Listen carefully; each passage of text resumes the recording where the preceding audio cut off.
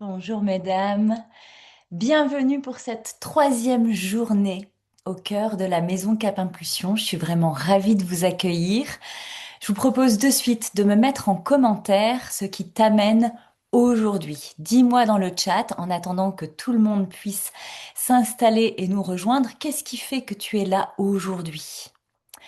Laisse-moi savoir ce qui t'amène au regard de celles qui ont déjà traversé le jour 1, le jour 2, en présentiel ou en replay. Qu'est-ce que tu as compris? Qu'est-ce que tu viens chercher aujourd'hui? Qu'est-ce que tu vois dans mon énergie, mes propos? Ok, la joie et la justesse après les replays. Bienvenue Ophélie.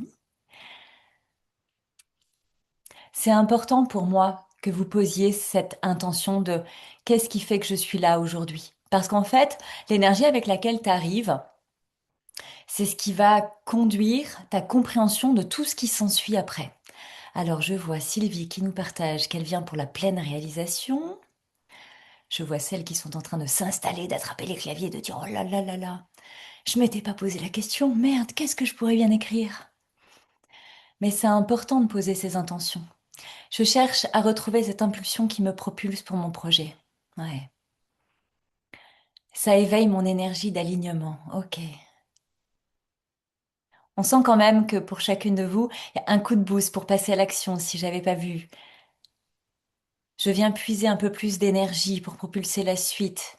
J'arrive apaisée, impatiente, au bord du précipice de mes peurs, de m'évanouir, car choisis d'oser chaque jour la vie. On sent bien qu'en fait, dans vos partages, il y a quand même une histoire d'énergie, il y a une histoire d'impulsion. Un coup de booster, encore une fois, pour me relancer dans de nouveaux projets. Je suis là car je ressens avant de comprendre et je ressens plein de choses quand je t'écoute et ça pose des mots que je ne trouve pas forcément. Merci Audrey, avec grand plaisir. Nourrir la flamme du désir, d'oser grand. Yes. Alors je vais fermer le chat pour quelques instants et on va euh, commencer. Commencer à commencer, comme j'aime bien le dire. Aujourd'hui, cette troisième journée, elle est dédiée à ce que j'ai pas eu le temps de vous partager hier, donc les enjeux de l'humaine derrière la leader de sa vie. Je vais commencer par faire le pont avec hier, où il était question de la friction, on a vu ce qu'était la vérité, les différents terrains de jeu, et je vais faire le pont avec deux questions que j'ai reçues, puis l'histoire incroyable de la fourmi et l'éléphant. Je vous avais dit, j'ai mis un petit peu d'humour parce que c'est assez dense. J'ai la grande conscience que je parle de vérité et il n'y a rien de plus inconfortable que la vérité. On aimerait que ce soit successful, paillettes, brillance, plaisir, fun, sexy. La vérité, elle est cramoisie, hein. En vrai de vrai. Alors, les deux questions que j'ai reçues, je vous les lis brutes comme elles me sont arrivées. La première était, qu'est-ce qui t'a permis de décider définitivement de stopper dans ta vie le processus de trahison que tu as pu connaître? Alors, je la relis pour en prendre connaissance. J'ai pas du tout préparé ma réponse parce que j'aime pas ça. En même temps que j'accueille les dernières personnes. Ok. Qu'est-ce qui m'a permis de décider définitivement de stopper le processus de trahison que j'ai pu connaître? Alors, j'ai envie de dire que déjà, c'est tellement hyper sexy et hyper jouissif d'imaginer que on peut stopper net le processus de trahison. C'est une illusion complète. Qu'est-ce qui m'a permis de prendre la décision d'emprunter le chemin long, sinueux, incroyablement merveilleux, certes, mais quand même tout pourri à plein d'espace, pour stopper le processus de trahison? Je dirais que quand j'étais entre la première et la deuxième vague, dont je vous ai parlé dans les épisodes précédents, ça a été un burn-out total, et à ce moment-là de ma vie, il y a eu un enjeu de vie ou de mort. Mais de vie ou de mort, c'est qu'est-ce que je fous dans cette vie et pourquoi je resterai dans cette vie? La première décision, ça a été le désir de ne pas faire trois orphelins. Si je suis totalement honnête, il y a que ça qui m'a tenue à ce moment-là. Entre la deuxième et la troisième vague, donc c'est vraiment les points zéro hein, dont je vous parle, euh, c'est beaucoup plus subtil parce que c'est pas en surface, ça se passe en profondeur. Et on retrouve encore un espèce d'enjeu de vie ou de mort, mais cette fois un enjeu de vie ou de mort intérieur. C'est soit je m'éteins, soit je rallume. Et à chaque fois avec la conscience que c'est un processus qui est très lié au développement mental et donc la programmation qu'on a faite pendant de nombreuses années. Quand on a passé la première vague, on a déjà compris tellement de choses qu'on se sent hyper puissant parce qu'on croit qu'on a tout compris. Jusqu'au moment où la troisième vague se présente et là tu dis, en fait, j'ai à retraverser intégralement tous les codes, mais à un niveau d'enjeu différent. La deuxième question était, dans quelle mesure ressens-tu être la meilleure personne, j'adore, pour accompagner une femme en plein marchandage qui se dilue dans ses propres pensées? Alors j'aime beaucoup déjà la notion de dilution parce que c'est vraiment ce qui vous anime dans votre rumination interne et comment moi je ressens que je suis la meilleure pour accompagner. Il y a plein d'axes de réponse en fait. Être la meilleure, de ma perception, c'est à la fois être experte de son sujet et en même temps être dans une posture d'accompagnement éthique. Ce que j'y mets derrière, c'est une solidité intérieure qui fait que quand toi tu trembles, moi je suis solide. Et ça doit être propre à tous les accompagnants. Et malheureusement, sur le marché, on en trouve plein qui projettent, qui tiennent pas la trajectoire, qui paniquent dès que leur client est dans sa torpeur, dans sa noirceur, dans son flou artistique, et qui paniquent parce qu'elles voudraient les voir réussir, mais elles savent pas comment faire. Donc déjà, c'est ressentir qu'on est la meilleure personne, c'est avoir traversé. Alors, en quoi moi j'estime avoir traversé? Ben, il y a plein de façons de le regarder. Peut-être parce que je cite déjà la première vague et la deuxième vague. Peut-être aussi parce que j'ai 45 ans, j'ai déménagé 22 fois. C'est aussi synonyme de gros changements. On dit que le déménagement est le changement le plus impactant qui effraie le plus les gens. Je l'ai fait sur trois régions différentes. Je l'ai fait en embarquant sur les derniers mon business et mes trois enfants. J'ai trois enfants de deux papas différents, donc je me suis mariée deux fois, j'ai divorcé deux fois, j'ai construit deux maisons, j'ai revendu deux maisons. J'ai quitté énormément de relations. J'ai été salariée pendant 20 ans. J'ai eu une première entreprise que j'ai cramée. J'ai eu ma deuxième entreprise Cap Impulsion je n'ai eu de cesse de réinventer comme à tous les 6 mois depuis qu'elle est créée. J'ai eu une première activité en 2018 dans laquelle j'ai perdu 25 000 euros et dont je me suis relevée en ayant compris la plus belle leçon de ma vie. J'entreprenais en n'étant pas du tout moi et en copiant les modèles des autres. Des endroits en fait où j'ai rencontré le marchandage, mais j'en ai 1000 exemples à te citer. Et parce que j'ai aussi pris la conscience de quelle femme neurodivergente je suis, comment je fonctionne à l'intérieur, je sais exactement qu'il y a des enjeux très profonds et très subtils qui animent une femme concernée par la neurodiversité lorsqu'elle est empreinte à une dynamique de changement et elle a un comportement dans le marchandage qui n'a rien à voir avec les moldus. Donc il y a aussi une façon de se comporter dans le marchandage. Maintenant, ce que j'aime à dire, c'est que cette zone est souvent la plus dégueulasse, mais il y a pire. J'explique. Quand on a une période de marchandage, elle est normale, elle fait partie du processus d'évolution. Si on choisit de marcher seul le marchandage, il y a un gros risque. C'est que souvent, quand on a les pétoches, on va sortir du marchandage avec la force. Et derrière le marchandage, pour celles qui ont suivi l'épisode numéro 1, on retrouve quoi? Le vide. Et là, on rencontre souvent des femmes qui vont s'écrouler. Donc, toutes les techniques de burn-out sont bonnes à ce moment-là. Elles vont s'écrouler parce qu'elles sont sorties du marchandage sans la conscience, sans la juste posture et la solidité intérieure, et elles arrivent dans leur zone de vide et elles s'écroulent. Parce que justement, c'est vide et il n'y a plus rien qui les tient. Se faire accompagner dans la zone de marchandage, c'est la meilleure façon de pouvoir traverser le vide en conscience et de rencontrer beaucoup plus rapidement le niveau d'acceptation requis pour créer le renouveau. Je pense que j'ai répondu à la question. Je relis la question. Voilà, et juste pour boucler, bah oui, quand on reste dans son marchandage et quand on est seul dans son marchandage, c'est effectivement là où on se dilue. Le marchandage, je rappelle, c'est j'ai tellement envie. Ah non, j'ai trop peur. Je vais faire ça. Ah non, c'est pas assez bien. J'y vais, je le dis. Ah non, pas aujourd'hui. C'est vraiment le marchandage, c'est avant, après, on, off en permanence et le cerveau qui fume au milieu. Le corps qui se contracte et cette sensation de d'étouffer de l'intérieur. Maintenant que j'ai fait le lien avec ces deux questions, je vous ai promis une histoire incroyable. Oui, j'aime beaucoup raconter des histoires pour imager, parce que vos cerveaux sont en général très créatifs. Et quand on vous parle avec beaucoup de sérieux, vous comprenez les choses et vous n'en faites rien. Alors j'ai décidé de vous partager l'histoire incroyable de la fourmi et de l'éléphant. Cette histoire commence d'un bébé fourmi qui grandit dans le monde des éléphants. Élevée parmi les éléphants, elle va chercher pendant des années, comme toute bonne fourmi le souhaite dans cette vie, à être aimée. Alors, elle va faire beaucoup d'efforts pour plaire, pour correspondre, pour être à la hauteur des attentes des éléphants. Elle va vivre sa scolarité, elle va vivre sa vie de jeune adulte, et elle va, grandissant, redoubler d'efforts pour être un éléphant parfait. Comme pour elle, elle le sent depuis longtemps, c'est très difficile de faire comme un bon éléphant. Tout lui est plus complexe. Tout est surdimensionné pour elle. Elle sent que c'est pas inné, elle se sent en décalage. Chaque terrain de jeu lui demande de comprendre, de s'adapter.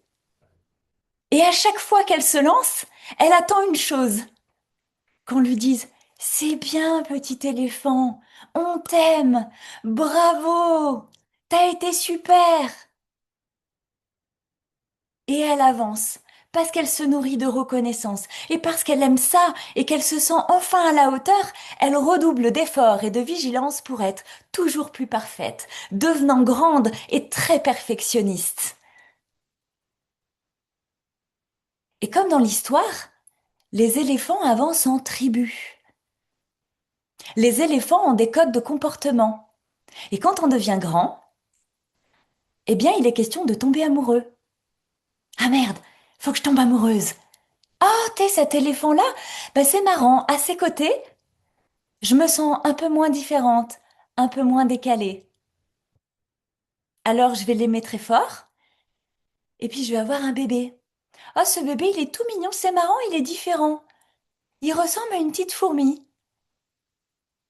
Mais je vais l'aimer plein, je vais l'aimer fort, je vais l'aimer grand. Et puis je vais faire en sorte que, pour mon bébé, cette vie, elle soit moins difficile qu'elle l'a été pour moi jusque-là. Je me trouve vachement emmerdée par rapport au papa éléphant. Parce qu'en fait, je vois bien que cette vie, pour moi, elle est chiante. Le couple, c'est pénible, ça demande beaucoup plus de choses. Et puis j'ai un bébé à m'occuper. Bon, bah je vais me séparer du papa. Après tout, je trouve que c'est beaucoup plus facile d'élever mon bébé fourmi comme moi je crois que c'est bien pour elle. Oui, mais la société, elle dit que quand t'es une femme, quand t'es grande, faut être mariée. Alors tu vas choisir un autre prince charmant. Mais cette fois, tu vas pas prendre comme le premier un qui te ressemble. Tu vas prendre un différent. Un bon gros éléphant. Un solide. Un rebelle, un à côté de qui tu vas sentir que tu peux être défendu, puis comme lui, il a tous les codes des éléphants, c'est inné chez lui. Tu sais, il sait faire. Salut, ça va? Ouais, et toi, ça va? Ouais, ça va. Bonne journée, bonne journée. Oh, il maîtrise les codes à la perfection. Ça va être tellement facile de se retrouver quelques années plus tard avec deux bébés de plus. Oh, tiens, c'est bizarre, encore des fourmis. C'est marrant, pourtant j'avais choisi un papa éléphant. Deux petites fourmis que je vais aimer, comme la première, et à qui je vais me promettre intérieurement de faire en sorte que pour eux aussi, qui ont l'air de me ressembler tellement, la vie soit pas si compliquée, pas si dure. Je voudrais qu'ils se sentent aimés sans avoir besoin de ma validation et de ma reconnaissance. Je voudrais qu'ils se sentent grands, qu'ils se sentent forts comme des éléphants, qu'ils soient solides dans ce monde. Putain, mais qu'est-ce qu'il est chiant! Cet éléphant à côté à toujours me dire salut, ça va, ouais, toi, ça va. Il a rien d'autre. Il a toujours la même conversation. Il s'inquiète jamais de rien en profondeur. Pourquoi il voit pas tout ce que je vois? Pourquoi il lit pas tout ce que je lis? La vérité, c'est que mon bébé éléphant, le premier, il a grandi. Il a 12 ans. Et un jour, il m'arrive et il me dit, Maman! Comme j'étais malade et que je m'ennuyais, j'ai pris une feuille et dessus, j'ai dessiné en grand le bâtiment de ma future entreprise. Et puis derrière, sur une autre feuille, j'ai dessiné le logo de mon entreprise. Et puis sur la troisième feuille, j'ai dessiné le business plan. Par contre, je sais qu'il est faux, parce que j'ai lu sur Google que le prix au mètre carré diffère selon les régions de France. Et comme je ne sais pas encore où je vais me positionner, bah, le prix, il n'est pas forcément totalement vrai. Là, je me suis dit, bah merde, elle a un truc bizarre. Et j'ai compris que ma fille n'était pas un éléphant. C'était une fourmi. Alors j'ai embrassé la vie et j'ai dit, eh ben, pour l'élever comme une fourmi, il faut peut-être que moi je sois une vraie fourmi.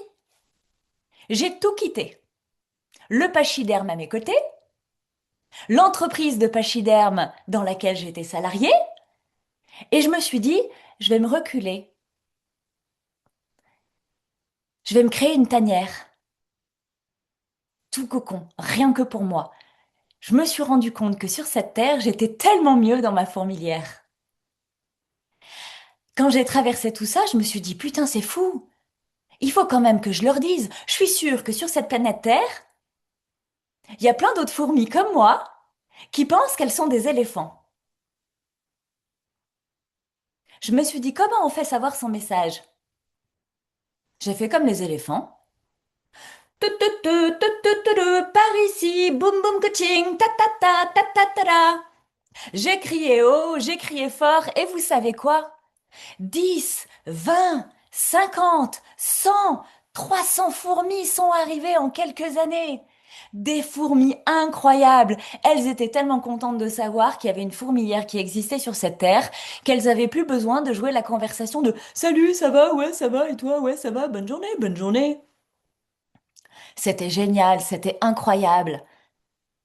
Et je suis même allée jusqu'à me dire, OK, soyons fous.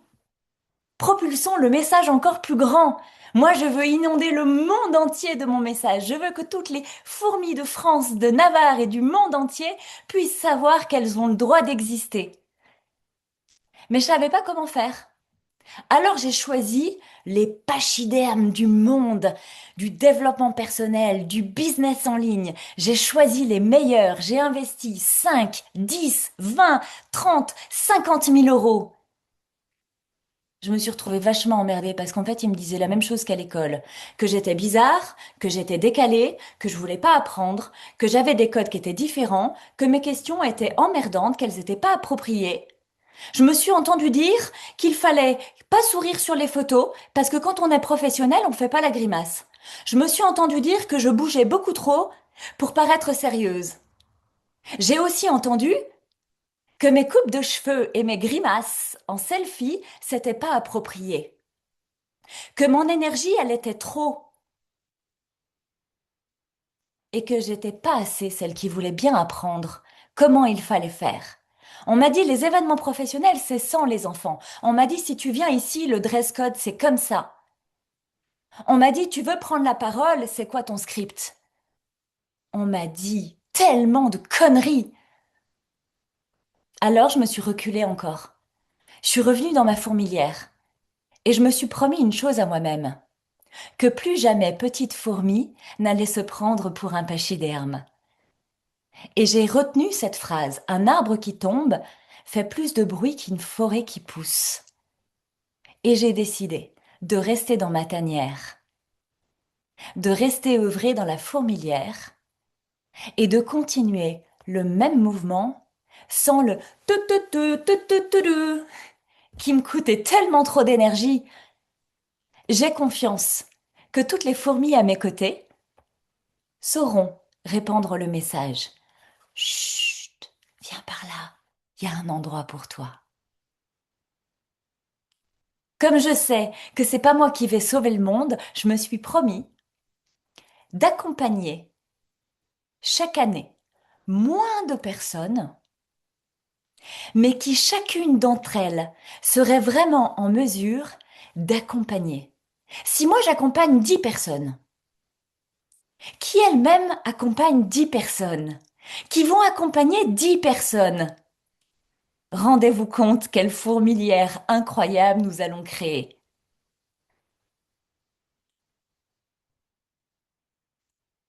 Quand on sait qu'on est une femme à cette intelligence fine, avec un pouvoir d'impact concret et réel sur notre écosystème. Est-ce qu'on peut choisir d'embrasser la vie dans l'endroit qui nous convient, de la façon qui nous plaît? Est-ce qu'on peut s'autoriser à avoir des codes de fonctionnement entre nous?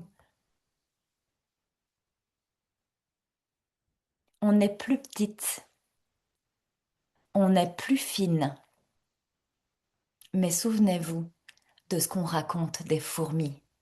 Leur sens de l'organisation, le sens du rôle précis de chacun en fonction de ses compétences naturelles, la sororité entre elles. Je pense qu'en profondeur, on peut réaliser énormément de grandes choses. Quand on voit l'orchestration d'une fourmilière, quand le monde est capable de lui rouler dessus, mais que la fourmilière tient, c'est ça que je veux créer. Une vraie histoire de fourmis qui n'en a rien à foutre du monde des éléphants et qui continuera inévitablement de dire aux éléphants, nous aussi, on a le droit d'exister. Autant que les girafes, les hippopotames, les koalas, les ours polaires, il faut de tout pour faire un monde et la nature sait bien nous le raconter. Je suis très curieuse de savoir là, ici et maintenant, ce que cette petite histoire est venue éveiller en toi. J'ouvre le chat et je veux vraiment vous lire en commentaire. Est-ce que vous avez aimé mon histoire? Est-ce que vous vous êtes reconnu dans l'histoire? Vous pouvez simplement me mettre je choisis la fourmi ou je choisis l'éléphant. Parce que qu'est-ce qui se passe? La fourmi, c'est la pleine réalisation.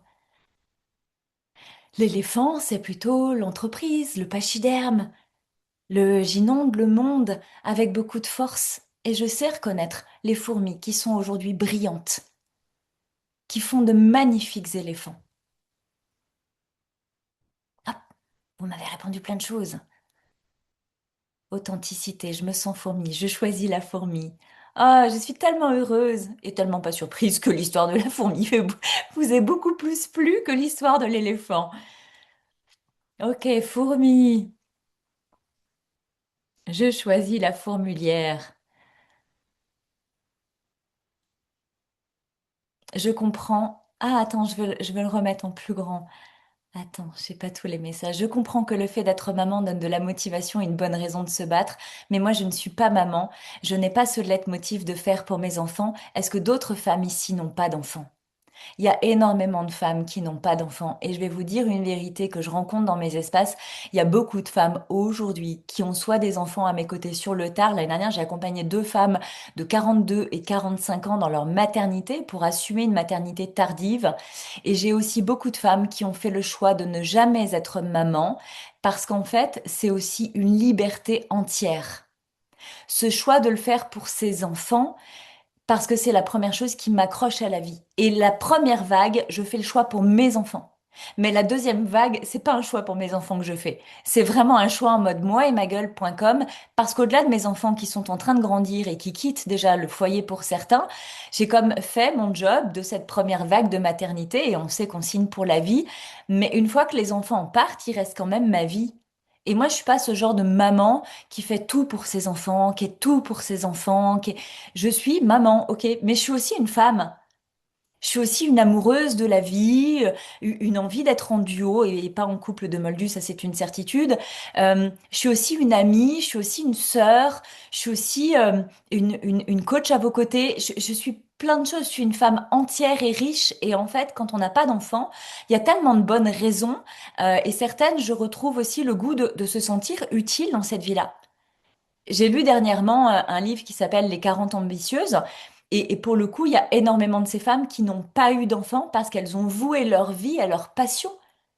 Et se choisir en mode je suis un génie passionné est aussi une très bonne raison de se motiver, d'avoir cette conviction que même si ça prend du temps pour faire ressortir son génie, sa créativité, son don, sa zone d'excellence, c'est une très bonne façon de traverser cette vie-là. Être soi, ne porter un autre costume trop lourd, vive la fourmi, yes! Faisons de ce monde un monde de paix et d'amour. Ouais, mais chez les fourmis et aussi avec tout le respect et l'amour qui convient envers les éléphants, on ne peut pas attendre d'être respecté des autres populations si déjà on ne se respecte pas nous-mêmes et si on n'a pas un profond respect pour leurs enjeux. Moi, des fois, je trouve que les moldus sont extrêmement courageux. Quand je discute avec des moldus, métro, boulot, dodo, je travaille fort pour économiser de l'argent, pour être sûr de me payer un voyage à dos de baleine à la retraite. À mon sens, ça manque tellement de goût, de nuances, de pétillant, de vibrations. Je me dis, waouh, quel courage ça demande de traverser cette vie-là pour juste cet enjeu-là. Moi, je trouve qu'il faut avoir la niaque tous les matins de se lever pour la bouffer, cette vie. Donc moi, je fais un choix différent, mais j'honore vraiment à la fois les moldus à qui ça convient très bien, et il convient aussi de regarder que ça leur convient très bien et qu'ils sont très heureux ainsi. Et moi, j'aime à côtoyer des moldus qui sont très heureux dans leur vie. Je ne côtoie pas ceux qui sont en mode gilet jaune, je me plains et j'ai plein de problèmes. Et comme on disait avec ma fille, c'est un peu chiant des fois d'être face à eux. Tu les écoutes dans leurs problèmes pendant 1 heure et pendant 1 heure, tu leur fais des propositions de solutions. Et qu'est-ce qui se passe au bout d'1 heure? T'as toujours la même réponse. Ouais, mais toi, tu comprends pas, t'as pas mes problèmes. Tu dis, mais qu'est-ce que t'as pas entendu dans les solutions que je te propose? Donc, c'est ça, à un moment donné, c'est juste de dire, bah oui, forcément, si t'as un éléphant en face de toi, les solutions que t'apportes en mode fourmi, c'est pas accessible. Et on peut le comprendre à partir du moment où on a vécu la posture inverse. Quand on est fourmi, bah, on n'a pas, en fait, le même fonctionnement et les mêmes capacités que les éléphants. Donc, nous, en termes de fourmis, si un éléphant peut soulever un arbre mort avec sa trompe, les fourmis, ça nous demande une petite organisation pour faire la même chose. Mais il y a des choses que la fourmi peut faire et que l'éléphant ne pourra jamais faire, comme rentrer dans une tanière, dans une fourmilière. C'est un éléphant dans un magasin de porcelaine. La fourmi, ça passe ni vu ni connu. L'éléphant, no way.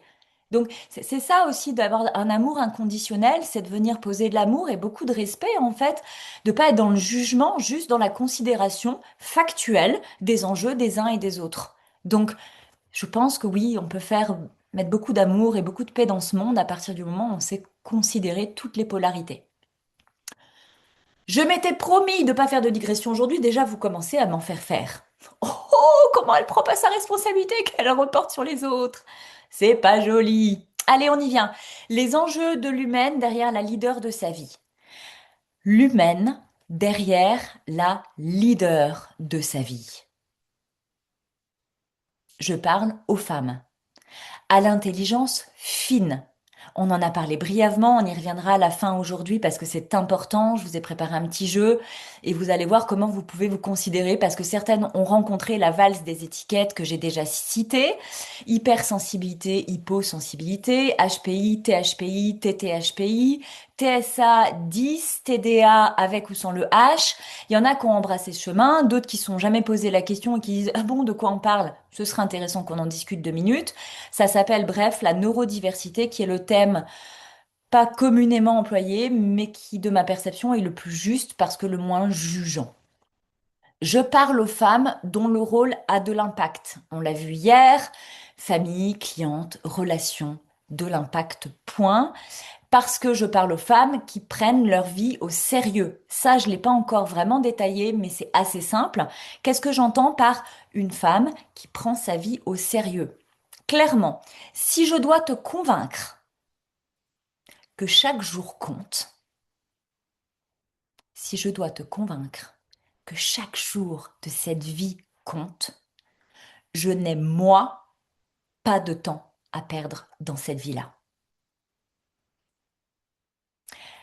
Je parle aux femmes qui engagent, attention, c'est lourd de conséquences, mais en même temps, il n'y a que ça de vrai, des femmes qui engagent leurs responsabilités. Genre qui font pas comme moi tout à l'heure à dire vous m'avez fait une digression. Non, ça c'est pas prendre sa responsabilité, c'est rejeter sur les autres. C'est moche et puis ça sert à rien dans la vie. Donc des femmes qui engagent leurs responsabilités, pourquoi? Parce que si je dois te rassurer de ta peur de vivre, ou si je dois te convaincre que la vie se vit, j'en reviens au même point. Moi, je n'ai pas de temps à perdre dans cette vie-là. Et enfin, et ça va être la même question pour toutes et je vais vous demander de ressentir cette phrase. Je parle aux femmes qui rencontrent une solitude mentale.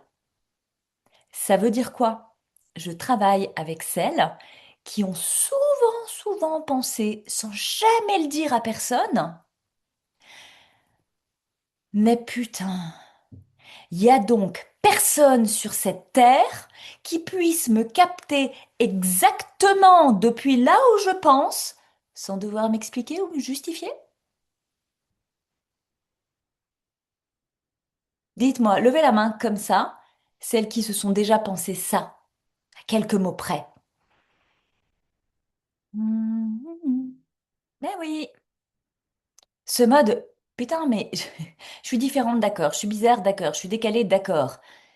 Mais il y a donc personne qui, dans ma problématique, peut vraiment me soutenir. Des femmes qui rendent compte que on a des relations, on a des amis, on a un écosystème, mais ce moment où on emprunte entre la première et la deuxième vague, il y a un élan de, bon, j'y vais, version all-in, illimité, etc., tout ce qu'on peut connaître de la première vague. Euh, et je m'en fous que personne me comprenne. Mais quand on rencontre l'enjeu de la deuxième vague, on a une intensité intérieure, émotionnelle et mentale qui nous fait rencontrer le besoin d'échanger avec un alter ego mental qui comprenne vite, qui traduise vite, à qui on n'a pas besoin de s'expliquer, parce que c'est à la fois très féminin dans l'élan d'être dans le partage et la communication. On sait, les hommes entre eux, quand ils ont des problèmes, individuellement, ils rentrent dans leur grotte. Et ils ne sortiront de leur grotte qu'à deux conditions. Soit ils ont trouvé tout seuls leur propre solution et ils sortent ni vu ni connu, personne m'a vu dans ma grotte.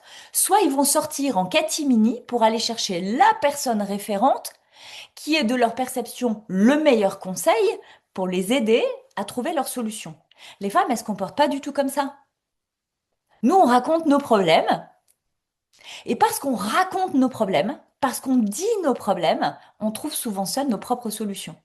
Alors, je vais pas rentrer là dans le délire homme-femme et ce qui peut se jouer en intersexe parce que la façon de construire son cheminement de pensée et de solution n'est pas du tout le même. Mais en soi, c'est très naturel depuis des siècles que les femmes entre elles partagent. Et quand on est de la deuxième vague vers la troisième, eh bien, on rencontre cette solitude mentale où, oui, on a bien sûr des personnes avec qui on peut parler vrai et se confier, mais en général, ce sont des personnes qui, elles aussi, rencontrent les mêmes problématiques que nous. Donc en fait, tous les écosystèmes de sororité qui ont embarqué dans un espace pour la même promesse, ben en fait, oui, on se sent comprise, etc., mais on n'est pas forcément aidé par ces personnes-là, puisqu'elles ont les mêmes problèmes que nous. Donc vous voyez, il y a une certaine forme de logique, et quand je parle de solitude mentale, c'est vraiment ça. Là, je vais te proposer, comme on a pu le faire hier, parce que aujourd'hui j'ai pas mal de choses à vous partager. Je voudrais vraiment qu'on aille au bout avec deux exercices, des jeux, des exercices. On n'est pas à l'école, maîtresse Audrey Prévost, des petits jeux. Mais juste avant ça, en fait, je voudrais poser une autre vérité. Alors, je vais te demander de respirer, de t'installer confortablement pour écouter et voir ce qui joue pour toi, ce qui fait sens pour toi dans ma perception, dans mon regard des choses, dans la vérité que je peux poser là aujourd'hui, qui est ma vérité du moment, qui n'est pas la vérité absolue en soi, mais en tout cas un axe, une façon de regarder la vie et les choses. Sans jamais l'avouer, parce que ce sont des caméléones masqués, niveau expert qui se sont déjà tellement beaucoup affranchis, ces femmes rêvent toutes de pouvoir faire comme ça leur va, comme ça leur plaît, et surtout à leur rythme, la fulgurance. Certaines là vont se dire ah ouais tellement. D'autres disent ah non, non, je veux pas aller vite. Et non, parce que celles-là elles ont déjà appris à contrôler, et elles ont pas encore lâché le contrôle. Mais le contrôle en fait les alourdit, les peine. Et le modèle inné des femmes à l'intelligence fine, c'est la spontanéité, le naturel et la fulgurance. Alors oui, on peut rêver de ça, mais attention, attention, cette liberté comprend un risque non négligeable à embrasser, dont je vais te parler. Je suis l'incarnation même de celle qui dérange. Je dérange tous ceux qui m'envient ma liberté. Ma liberté, pas en business class, ensuite 5 étoiles à Bali, avec le champagne. Ma liberté d'être au quotidien. Ma liberté de dire ce que je vois. Ma liberté de faire comme je veux. Pas par rébellion ou opposition, mais par respect de qui je suis et de comment je fonctionne, hors norme. J'emmerde profondément par ma capacité à créer la vie qui me ressemble, me ressource et me respecte. Pire encore, dans une capacité d'amour inconditionnel qui les dépasse. Ils me détestent pour tout ce que je lis en eux et qu'ils ne veulent pas reconnaître. Ils me détestent pour la puissance de l'amour que je porte et qu'ils ne savent pas trouver en eux, trop occupés qu'ils sont à plaire aux autres. Mon miroir dans leur face leur montre, sans que je parle, tout ce dont ils ne se libèrent pas et dont j'incarne le résultat qu'ils voudraient. Entends bien, si tu veux vraiment te plaire à toi, pour qui tu es profondément, il te faudra savoir déplaire aux autres. Pro-perso, même topo. Un rappel important. 5 minutes. 5 minutes avant ma mort. Ce qui compte le plus pour moi, avoir été vrai plutôt que d'avoir plu. Et c'est l'héritage que je choisis de laisser à mes enfants, à mes clients, aux relations avec lesquelles je traverse la vie, à tous les miens, au travers du travail qu'on fait ensemble, du travail personnel dans chacune de nos relations. Alors à toi, j'ai envie de te demander. Alors, prête? Vraiment prête? À ta pleine réalisation? À embrasser le risque? À emprunter le chemin? Prête à te sentir vivante? Prête à te sentir utile? Prête à être aimée pour qui tu es profondément? Non, tu en as envie, depuis le cœur, plus que tout, mais pas forcément prête dans le cerveau. Pour autant, tu sais déjà qu'il n'est plus question de te trahir encore un temps, pour plaire à ceux qui exigent de toi une version limitée, qui les rassure, mais qui t'éteint. Bienvenue à point zéro. Le reset, le point de bascule, le moment où tu sais, sois honnête. Tu sais depuis des semaines, voire des mois, que cette version de toi est éteinte. Tu as réussi jusque-là, oui. Tu veux plus et mieux surtout, oui. Tu oses y penser, mais pas toujours l'avouer, le dire au-delà de toi. Tu voudrais réussir encore plus, mais plus rien ne tient. Tu cherches comment, mais tu en as fait le tour des méthodes. Tu aspires à rencontrer ta façon de te sentir vivante, et c'est exactement là que je vais te décevoir en te disant la vérité à entendre. Il n'y a pas de méthode. Il y a simplement à le créer. Le créer en conscience. Alors bienvenue dans la maison Cap Impulsion. Ici, je ne te regarderai jamais dans la petite version de toi. Je n'ai pas d'attente sur ce que tu feras exactement. Mon job à tes côtés est exactement le même que la façon que j'ai de prendre soin de moi ou dont j'accompagne mes enfants. Et crois-moi, je ne materne pas. Je suis cash et sans concession, avec amour, tellement, et bienveillance, inévitablement. Si tu te trahis, si tu te mens, si tu tournes en rond, si tu t'excuses, si tu te caches, si tu te minimises, Si tu te perds sur une trajectoire un peu floue, en t'excusant d'être trop lucide, rapide, douée, vivante, aimante, juste, vraie, je n'enseigne pas. Je n'explique que très peu. J'ajuste, je réharmonise, je stabilise. Je reçois les femmes à l'intelligence fine, dont le rôle a de l'impact, qui viennent ici pour se révéler et rallumer le monde autour d'elles. Dans la maison Cap Impulsion, la seule vérité est créer une vie, calibrée à ton esprit, soutenante, respirable, alignée à ton identité réelle. Une putain de trajectoire de pleine réalisation. Une trajectoire où tu peux enfin te dire chaque jour: j'aime qui je suis. Je crée depuis ma vérité.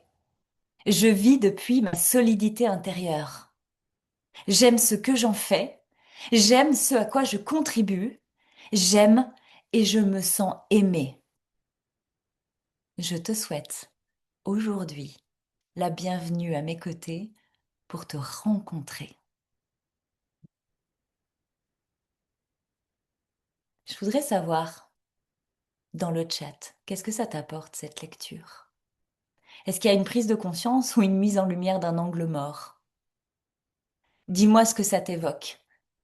Dis-moi si ça t'allume, si ça te fait peur. Je vais pas te demander si tu te sens prête, parce qu'en vrai, on ne l'est jamais. Je crois que quand on est une vraie fourmi, qu'aspire à une vie de fourmi, on n'est jamais prête à quitter vraiment le monde des éléphants. On va le faire par nécessité, on va le faire par responsabilité, on va le faire parce qu'il y a un enjeu supérieur, on va le faire pour mille et une raisons. Mais je le dis souvent, ça demande beaucoup de puissance et de courage que d'oser être soi. Ah bah la méthode, vive la spontanéité. Oh, et tu l'incarnes tellement bien. Ça m'allume et ça me fait peur. Envie et peur. Mise en lumière d'un angle mort. La continuité du choc d'hier avec l'urgence de prendre mon chemin pour de vrai. C'est ce que je veux au plus profond. Sentez-vous les bienvenus. Je vous l'ai dit tout à l'heure, je suis pas là pour vous faire une promesse qui soit jolie. Je suis pas là pour vous dire que le chemin est facile.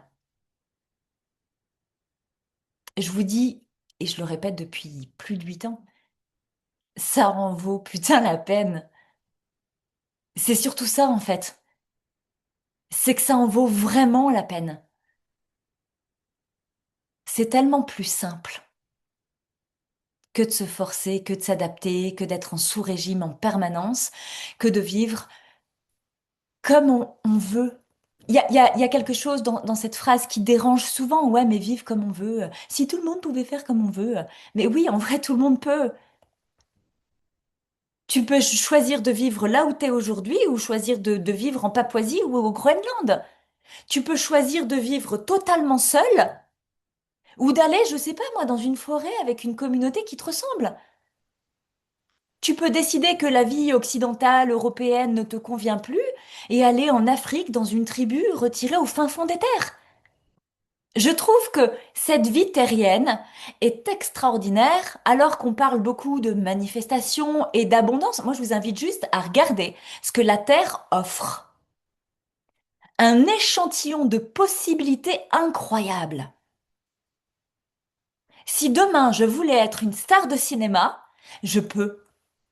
Ça me demande juste de faire tout ce chemin de rencontre, de partage, depuis une juste posture. Si je suis claire avec moi, si c'est ça que je veux, alors je vais le faire. Je pense qu'au fond de moi, il y a une toute petite part qui a très envie d'être une star de la fourmilière. Oui, les lectures que je propose aujourd'hui n'existaient pas avant. C'est des phases d'expérimentation pour moi. Comment je lis, comment je ressens, des textes que j'écris depuis 9 mois, que je commence à partager dans le podcast privé. Pas sur les plateformes des pachydermes, non, au cœur de la maison. dans les mails que j'envoie de temps en temps, au cœur de la maison. Juste aux petites fourmis qui sont rentrées dans la fourmilière à nos côtés. Ouais, ça demande du courage pour lire le dernier commentaire, de passer un cap vers son idéal. Mais moi, ce que je suis là pour vous dire, c'est que derrière, c'est plus facile, c'est plus vivant, c'est plus simple, parce que c'est plus vrai. Et on en revient toujours à cette foutue vérité. Mais qu'est-ce qu'elle nous emmerde? Hier, on a vu la friction de ta vérité profonde. Aujourd'hui, nous allons visiter les enjeux de l'humaine derrière la leader de sa vie. Il est question de se situer au cœur des différents terrains de jeu. Savoir où tu es, où tu vas et à quoi tu joues. C'est ça le fondamental en fait quand tu sais qui tu es, comment tu fonctionnes, d'où est-ce que tu pars, où est-ce que tu vas et entre les deux, à quoi tu joues. C'est ça qui va te permettre de réorganiser la pensée. Parce que là où tu en es aujourd'hui, c'est le résultat de tout ton système intérieur déjà orchestré depuis des années. Ce serait complètement utopique de croire que tu peux créer différemment, même s'il y en a beaucoup qui s'accordent, et je les rejoins, à dire que le cerveau, le premier, il est plutôt au niveau du ressenti que là, mais on a tellement été habitué à fonctionner depuis là d'abord que ça demande un temps de venir écouter son intuition profonde. L'écouter, c'est une chose. Déjà, il y a l'entendre, la recevoir, la sentir. L'écouter. La phase d'après, c'est la croire et la suivre. Et ça aussi, ça demande un chemin. Ça demande la réorganisation de la pensée. Ça demande d'intégrer un processus de fonctionnement qui demande un petit reset sur le paramétrage précédent et un ajustement, une calibration au millimètre près. Parce que s'il est question de faire un reset complet, et tout ton corps, il va crisper, tu vas dire non, c'est pas possible. C'est là que ça engage vraiment un chemin, une trajectoire, où il est question d'alléger ta charge mentale. Et c'est parce que tu vas avoir réorganisé ta pensée, donc soulagé la charge mentale qui t'encombre, que tu vas pouvoir atteindre la stabilité dans ta posture intérieure. C'est-à-dire l'espace juste d'où doivent partir maintenant tes choix, tes décisions pour nourrir les actions qui t'amèneront vraiment vers ce que tu désires. Si je dois simplifier ça, il y a une petite image qui me vient en tête, c'est qu'en fait, il n'y a rien de plus chiant que d'habiter fièrement ton costume, le tutu de la danseuse étoile au milieu d'un terrain de rugby. C'est la même chose que la fourmi et l'éléphant.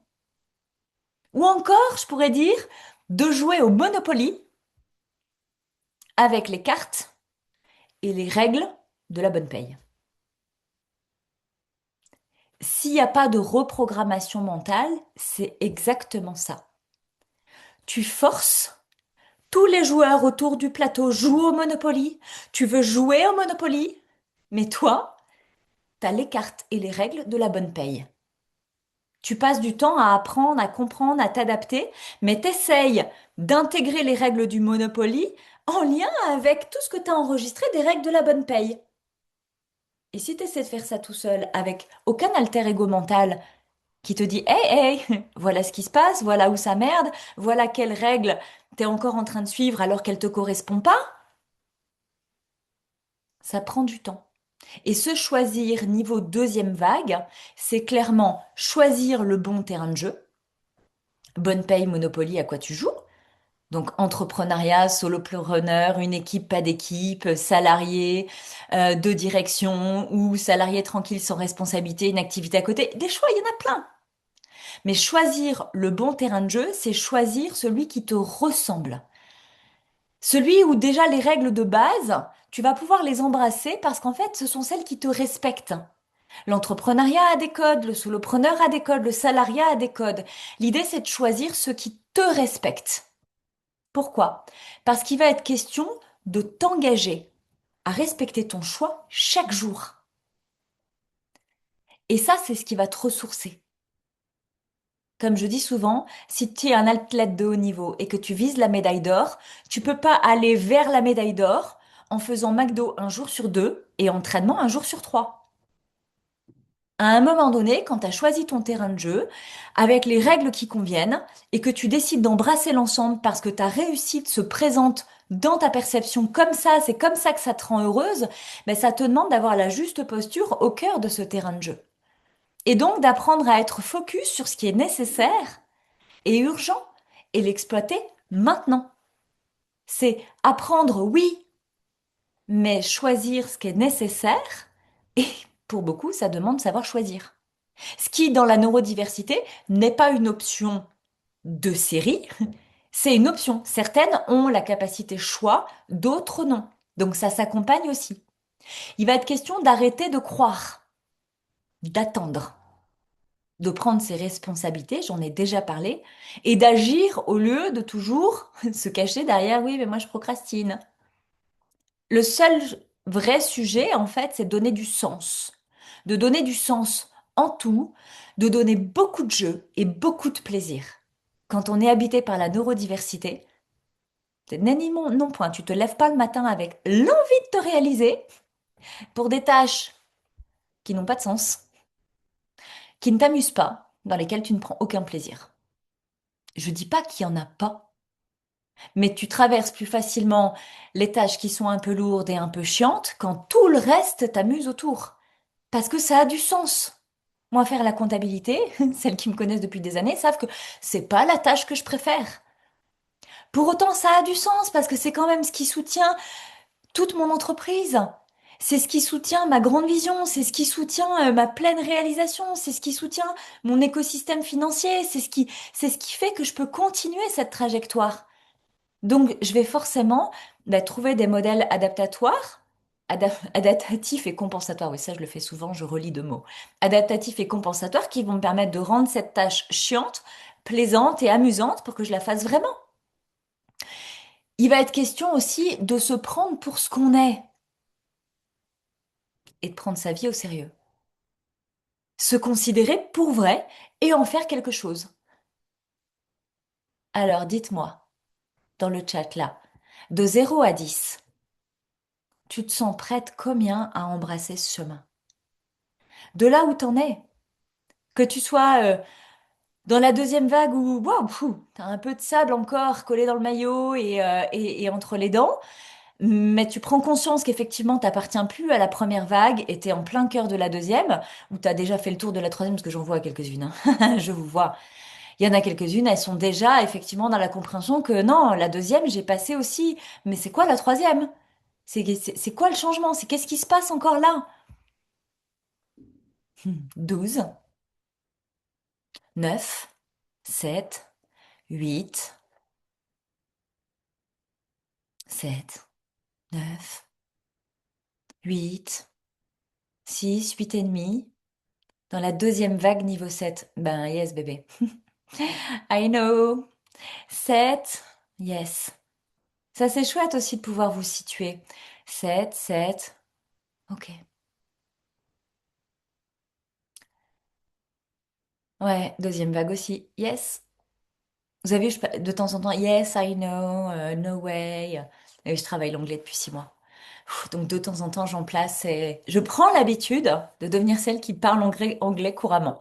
C'est pas encore courant, mais on s'améliore, on tient des petites conversations à la maison. Je reviens donc maintenant que vous avez fini de répondre à cette question. Qui est prête à ça maintenant de 0 à 10? Si d'habitude dans mon monde, il n'y a vraiment pas de bonne réponse. Et puis vraiment, toutes vos réponses, elles sont bonnes. La vraie putain de bonne réponse était effectivement 12 sur 10. Et je reconnais, je salue Aline, qui a eu le culot de son 12 sur 10, parce qu'en fait, ton envie de réussir doit dépasser ta peur de perdre. Cette phrase, elle n'est pas de moi, elle est de Mike Horn, mais je la trouve tellement juste. Parce que sinon, à chaque difficulté, tu te laisseras le choix de reculer. Et quand tu fais ça, tu allonges la durée pour que ta réussite devienne ta réalité. Embrasser la pleine réalisation, c'est vraiment tenir la charge d'un système complet et de l'écosystème autour. Prendre des décisions à impact, habiter sa solidité intérieure, se tenir confortable dans sa vie avec un mental qui respire pour incarner au lieu de fabriquer un personnage qui camoufle, qui masque, qui passe partout. Et donc être droite au cœur de toutes ces vérités. Celle qui n'embrasse pas la liste que je vais proposer, qui est bien sûr non exhaustive, vraiment. Mais j'ai choisi genre les pires items pour activer ta conscience. Celles qui sont pas genre prêtes de fou, de feu. Ça veut pas dire quand t'as mis 6 ou quand t'as mis 7 que je peux pas t'accueillir. C'est juste qu'on va pas jouer au même niveau de conscience parce qu'il y a des engrenages qui font que t'es pas en mode j'y vais à fond. Toutes celles qui sont de l'ordre de 8, 9, 10, bah elles sont effectivement dans un enjeu entre deuxième et troisième vague. Donc on va venir jouer entre la maison Cap Impulsion ou la suite privée. C'est vraiment là que ça se passe. Parce que il est question de tenir la charge dans la pleine réalisation les jours où la créativité disparaît, il y a à traverser 3 ou 6 mois sans revenu, l'envie disparaît. Les clientes arrivent d'un coup après un no man's land incompréhensible, lors d'un arrêt de 15 jours pour une grippe carabinée, quand personne ne peut te remplacer. Mes préférés, les jours de grève de l'école. Quand une cliente ne paie pas et qu'une autre t'accuse de son désengagement envers elle-même. Quand il y aura peut-être une scène, un livre, une interview cumulée et que tu sais pas encore pourquoi on t'a appelé toi, et qu'est-ce que tu fais là? Quand les reconnaissances te submergent, quand les transformations changent des vies entières, quand ta famille te reproche de réussir et d'avoir changé, quand la vie va se jouer en fait au cœur de ton business et dans ton quotidien, sous toutes ses formes et tout en même temps, pour tenir une pleine réalisation. Et tous les enjeux désirés, il est vraiment question de jouer vrai et te sentir solide en tenant compte du contexte. Et je reviens à cette notion de contexte, ce monde qui va vite, cette tendance où il est question de simplifier. Je la critique pas, puisque je viens la porter aussi, sous un axe différent certes, mais simplifiée par un marché qui cherche à normer, c'est-à-dire des solutions pour se former et survivre, des solutions qui se vendent massivement. Ici maintenant, je crois que vivre, je crois, ça n'appartient qu'à moi, hein, c'est prendre le temps de regarder ce qui est complexe en nous et non d'apprendre la simplification qui complexifie tout. Cette phrase, il y a guère que les fourmis qui peuvent les comprendre. Les moldus, les éléphants te diront, hein, quoi? Ben non, si tu simplifies, ça complexifie pas tout.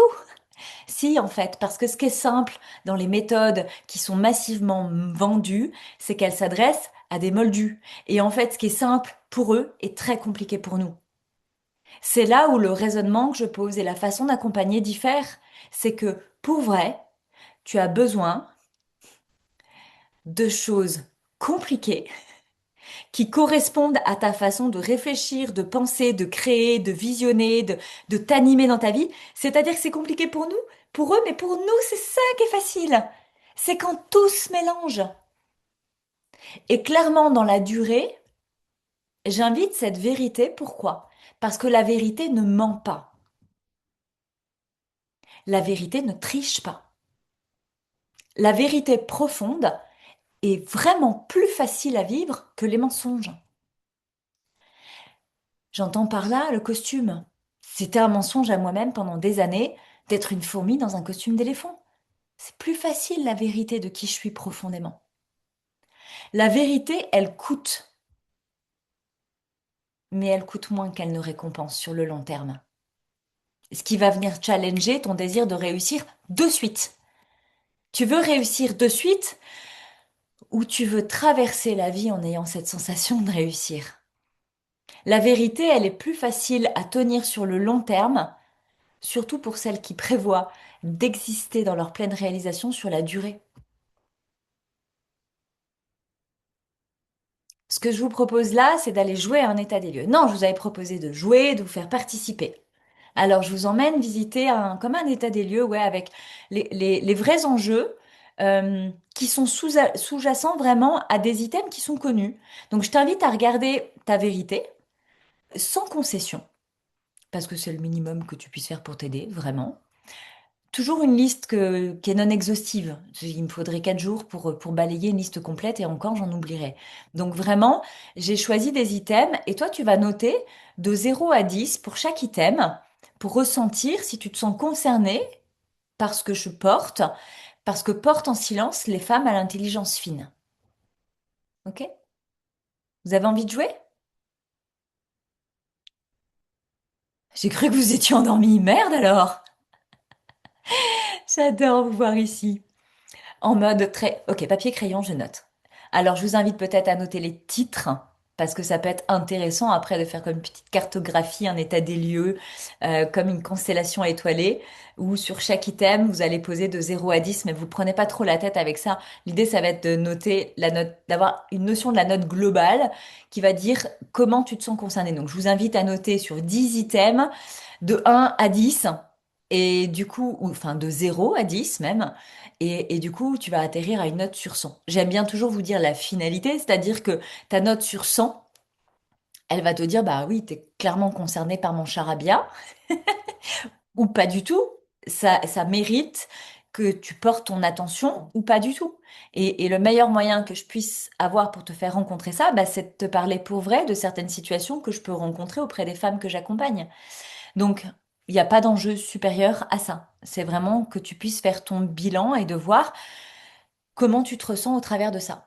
Alors, le premier item que je vais aborder, c'est la santé.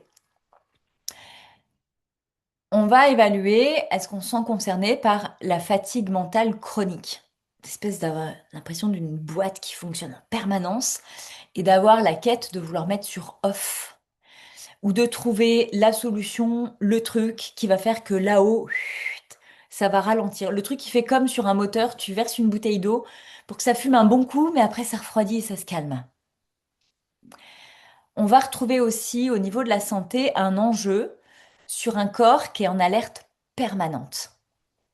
Des femmes qui vont passer de j'ai les cordes vocales qui tirent, j'ai mal ici ou là, avec des symptômes. Si elles vont chez le médecin, elles n'y vont plus d'ailleurs, parce qu'elles savent que c'est psychologique. Et donc, elles passent du temps à aller voir derrière, mais sans forcément oser regarder la vérité de ce qui se joue vraiment. Donc, dans la première vague, on a recours à des méthodes plus ancestrales, l'herboristerie, les fleurs de bac, les huiles essentielles, les massages, les soins énergétiques, etc. Quand on surfe entre deuxième et troisième vague, on sait déjà tout ça, mais on rencontre aussi un point où c'est pas qu'on n'a plus besoin de méditer, mais on peut le faire différemment. Moi, écouter simplement mes pensées me suffit, alors que la méditation, comme elle est enseignée pour les moldus, il est vraiment question de pas penser. Moi, je sais pas méditer du coup dans leur version. J'ai une autre façon de répondre à mes besoins et de servir vraiment ma solidité intérieure, mais quand le corps alerte de façon permanente, c'est tantôt ci, tantôt là, et j'ai la grippe, et après j'ai eu le Covid, et puis après, c'était ma cheville. Après, donc voilà, on peut retrouver ces moments de tension où le corps vraiment alerte et réagit. On peut avoir aussi le sentiment d'une hypervigilance. Comment je peux la décrire? Tu vois, ce truc-là, c'est tout le temps. Tu fais attention à beaucoup de choses. Sur les réseaux sociaux, t'es alerte. Dans ce qui se joue autour de toi, t'es alerte. Des femmes qui t'inspirent, tu vas aller regarder leur cycle. Les gens autour de toi, comment ils te perçoivent, comment ils te reçoivent. Un mode hyper vigilance qui est comme normalisé, c'est-à-dire que tu le vis, mais tu t'en rends même plus compte. Et en fait, t'es en train d'engrammer un système de comparaison où tu as nourri une addiction aux réseaux sociaux, où tu as nourri une addiction temporaire à la lecture de développement personnel, même si tu lis des livres, tu as déjà fait le tour 20 fois et tu n'apprends plus rien. Mais il y a quand même cette hyper-vigilance qui te fait croire que tu as toujours besoin d'être alerte sur ce qui se joue à l'extérieur de toi et qui est comme une excuse en fait pour pas venir écouter ce qui se joue à l'intérieur de toi, là où tu sais en fait, en vrai. Et le dernier point que j'aborderai sur la thématique de la santé, c'est que j'ai beaucoup de femmes qui disent qu'elles sentent qu'elles ont le besoin de se reposer, mais qu'elles rencontrent une incapacité à se poser vraiment. Il y a une dynamique en fait, c'est que première à deuxième vague, il est bon de se poser vraiment. Et j'ai vraiment transmis longtemps l'art de bien rien faire. Aujourd'hui, je le transmets plus parce que je m'en rends plus compte. Chez moi, c'est inné. Mais la difficulté à se poser sans culpabilité, c'est un autre niveau. Il y a se poser et se poser sans culpabilité. Il y en a plein qui vont dire, ah si, si, je lis, si, si, je fais du tricot, si, si, moi je m'accorde du temps, je vais à la danse, je vais au yoga. C'est pas de ça dont je parle. Je parle de la difficulté à se poser sans culpabiliser pendant des heures, pendant des jours, parfois pendant des semaines sans que rien ne se passe. Pour couper tous les bruits du monde, pour couper tout le flot intérieur de tout ce qui rumine, pour arriver à ce point zéro juste, la zone de vide où tu peux vraiment te ressentir et t'écouter. Alors, il y en a qui peuvent le vivre dans les immersions, dans des bains de glace, etc. Mais c'est toujours des immersions encadrées. Et en fait, bah oui, elle rencontre ce point. Mais l'idée, c'est d'arriver ensuite à le traduire dans son quotidien, à pouvoir vivre de cette façon-là.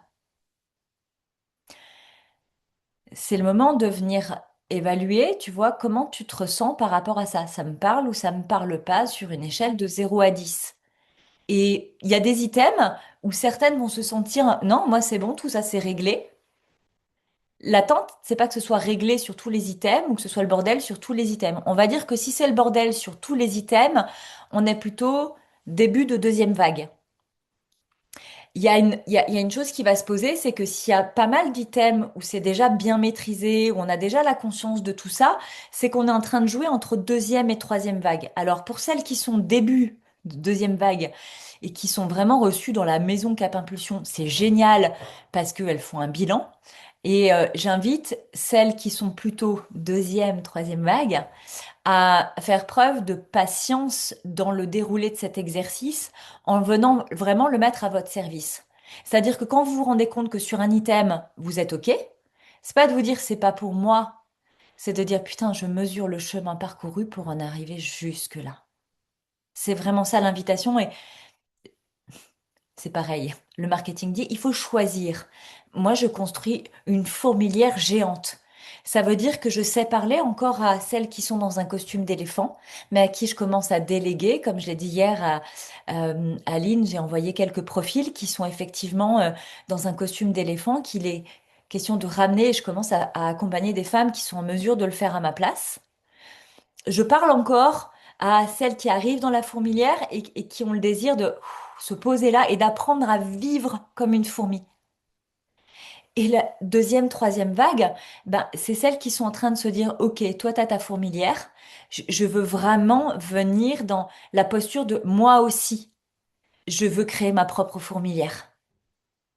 Vous comprenez, en fait? Et ça vous demande de recevoir ça. Et je sais que les femmes qui sont ici à nos côtés, entre deuxième et troisième vague, elles peuvent l'entendre parce qu'elles sont déjà en train de le traverser. Elles sont déjà en train de se rendre compte que ben ouais, en fait, moi j'ai pas envie de lâcher de là où je viens, j'ai pas envie de lâcher, d'être dans le deuil de l'ancienne version de moi.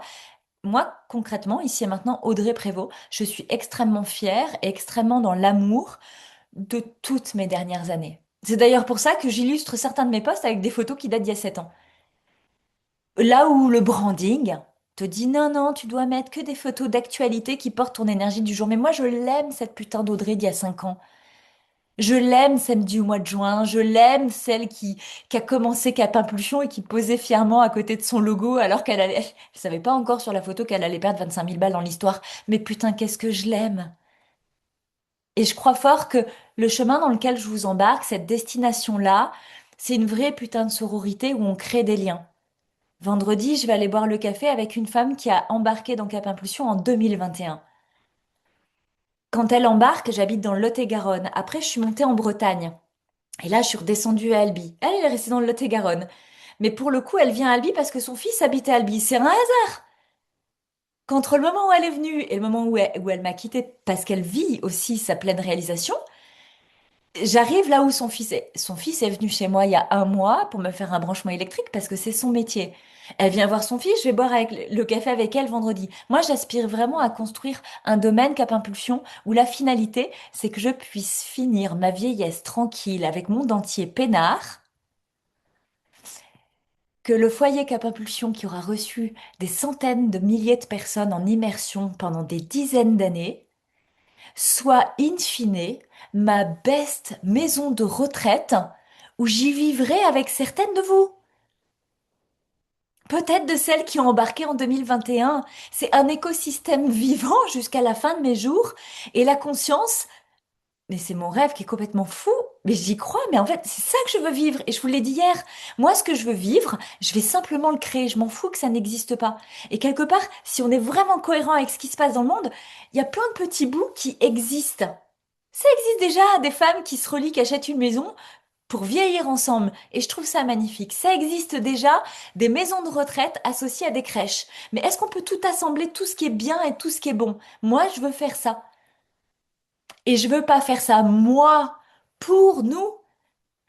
Je veux être celle qui tient la route pour dire, OK, je suis solide, on y va ensemble et embarquer aujourd'hui des profils dans l'aventure. Mais imaginez, on est le 28 janvier 2026. Imaginez dans 50 ans que je sois en train de boire le café avec certaines d'entre vous et dire, ah, t'es, regarde, encore un groupe de pèlerins qui passent. Allez, on va les accueillir, on va porter un peu notre sagesse et notre expérience parce qu'ils traversent peut-être la France pour vivre ça avec nous. Elle est magnifique, cette histoire, et j'aurais très à cœur que certaines d'entre vous soient encore là pour me rappeler quand je perdrai peut-être un peu la boule que tu te souviens, je te l'avais dit, Germaine. Pour moi, ce sera Morissette, c'est mon vrai deuxième prénom. Euh, J'aime cette histoire. Alors on continue. C'est important pour moi de reposer un cadre pour que celles qui sont au début ou celles qui sont au milieu ou celles qui sont à la fin se sentent pleinement intégrées. Il y a différentes façons, mais il n'y a pas une bonne façon. Il y a celle qui est vraie pour toi. Après la santé, on va voir le rapport à l'argent. Il y en a pour qui l'argent, ici et maintenant, c'est comme une mesure de sécurité intérieure.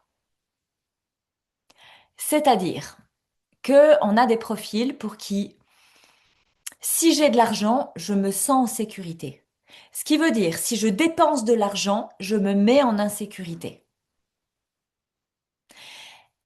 Et là, on va rencontrer la difficulté de, si je ne sais pas dépenser l'argent qui va honorer une fonction, qui va venir nourrir un autre foyer, comment est-ce que je suis en capacité de recevoir de l'argent?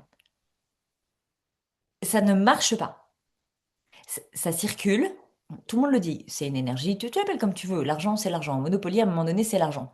Et comme je dis souvent, si tu veux jouer au Monopoly mais que tu veux pas jouer avec l'argent, t'as perdu dans le game d'avance. Si tu veux jouer sans l'argent, tu veux garder ton argent, si t'investis pas dans les terrains, il y a aucun moyen que tu puisses recevoir. Mais il y en a qui vont investir dans les terrains et qui mettront jamais de maison pour gagner plus. Ceux-là aussi ils sont morts. Donc à un moment donné, c'est de venir voir, est-ce que l'argent dans ma vie a une fonction qui me rassure? Est-ce que j'y tiens comme une sécurité vitale?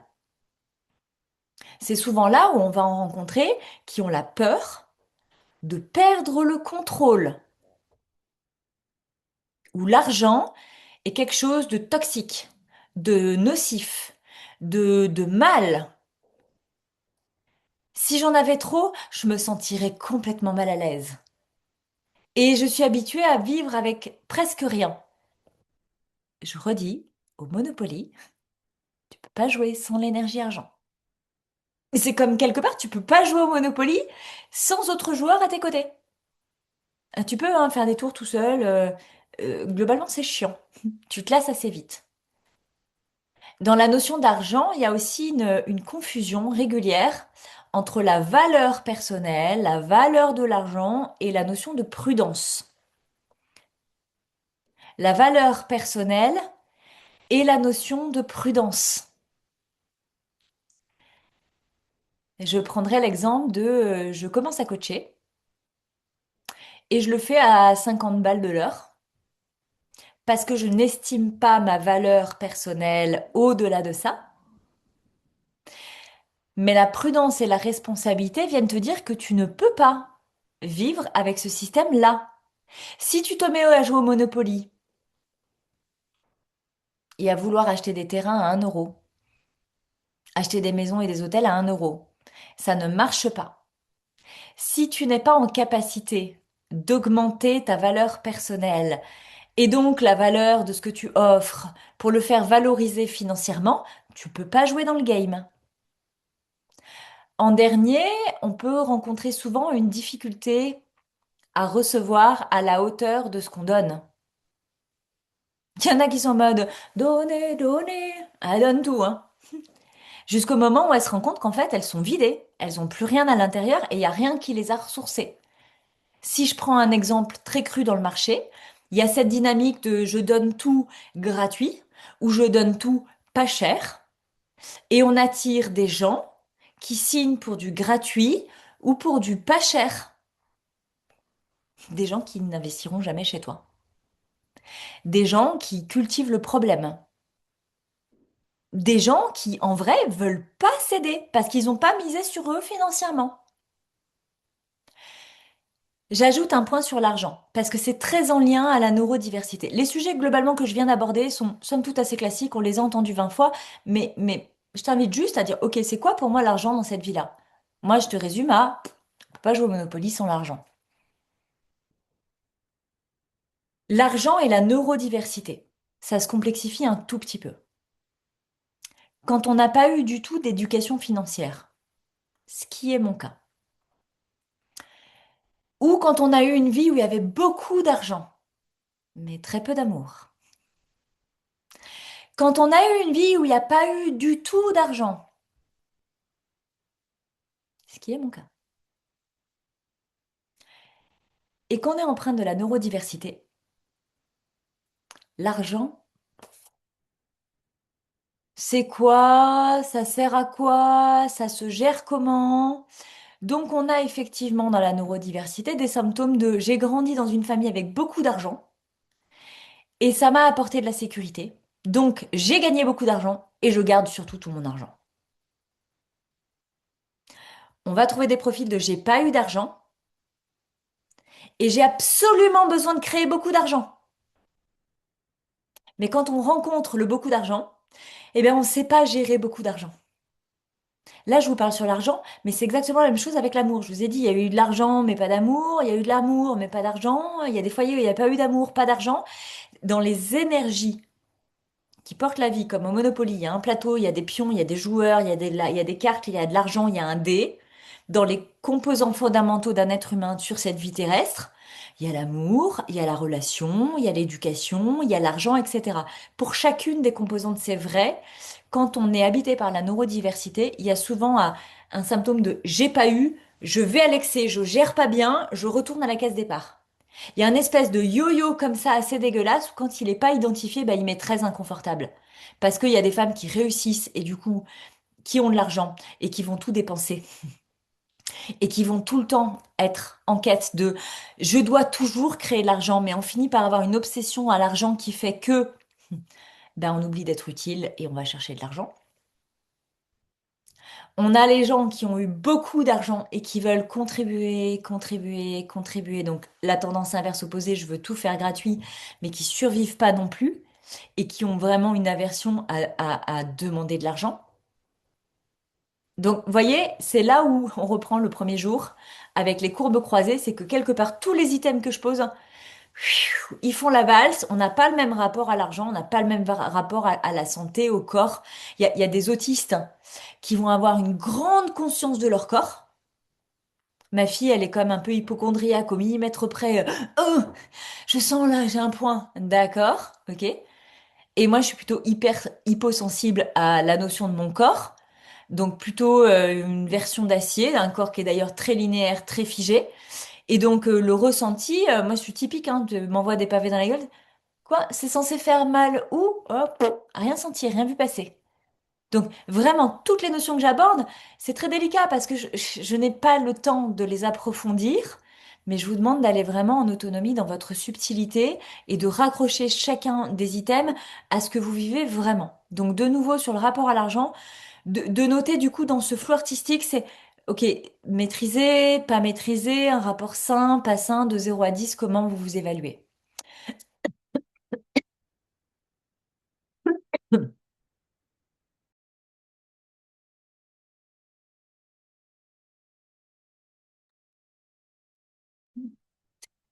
J'ai coupé mon micro pour pas vous tousser dans les oreilles et je rigole en même temps parce que c'est clairement, on vient de vivre ensemble le moment où je m'étouffe avec mon air.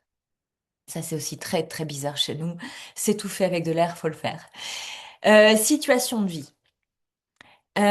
Si tu rencontres une vie qui fonctionne, mais qui ne respire pas. Donc, tu ne respires pas au milieu de ta vie. Des décisions de vie qui sont prises par adaptation. Et là, les niveaux deuxième, troisième vague, vraiment, c'est tellement plus subtil. Une situation de vie où il y a peu d'espace pour le désir, notamment deuxième, troisième vague, le désir et le plaisir jouissif. Soit on le joue à l'excès avec des fondations qui sont pas stables, soit on a des fondations qui sont très rigides et où c'est très poreux en fait, il y a très peu de place pour le plaisir vraiment inné, profond, jouissif. Un sens du devoir qui est souvent plus fort que l'élan. Dans cette dynamique, c'est devoir, euh, première, deuxième vague, il y a un sens du devoir envers l'autre.